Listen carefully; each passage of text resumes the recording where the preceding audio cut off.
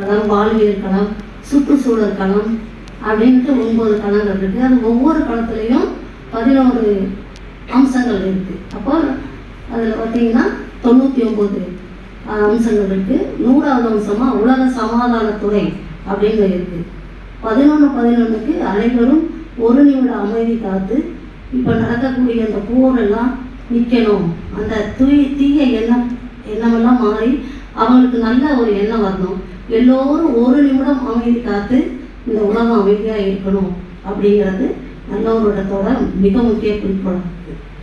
மாணவர் களத்தில் உள்ள எல்லா மாணவர்களும் நேர்மையான அரசியல் வரணும், மக்கள் நல்ல முறையில் இருக்கணும்.